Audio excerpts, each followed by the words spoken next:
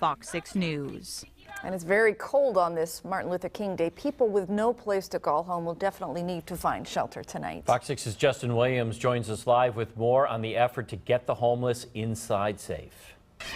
Yeah, and that effort at this point involves, for some folks, an overflow shelter or overflow shelters. Overflow shelters are what are made available, spaces made available when the homeless shelters fill up. And on nights like tonight, you can bet that a lot of those homeless shelters will fill, and a lot of people will be tapping into, hopefully, these overflow shelters, one of which is located behind me at the Milwaukee Rescue Mission. It's what they use when the homeless shelters are at capacity, or in some cases, over capacity. We got a chance to talk with someone who works with the Safe Harbor Homeless Men's Program at Milwaukee's Rescue Mission, Charles Schumacher, that is. He says for the first time in his tenure this winter, his group did not receive any outside money to cover the costs of providing their overflow shelter. But the mission has decided and has found a way to use its own money to pay for the associated expenses encountered with providing some 250 beds, 30 mattresses, and 180 chairs, which it makes available in a pinch.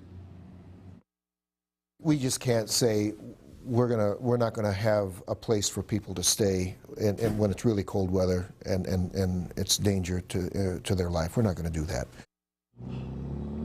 Now, we do understand that through the United Way, the Cathedral Center is one other available overflow center that is available tonight. It has just been made available with $25,000 in grant money that the United Way has provided to get that open. One of the problems that folks throughout the city that work in some of these overflow shelters were experiencing involved a lack of funding to cover those costs. But again, today, the United Way covering the cost of the Cathedral Center's overflow shelter, and there is this Milwaukee Rescue Mission overflow shelter available too. If you know someone who may need them, please put them in contact with either of the two. That's the latest from Milwaukee this evening. I'm Justin Williams, Fox 6 News. Good to know. Thank you, Justin.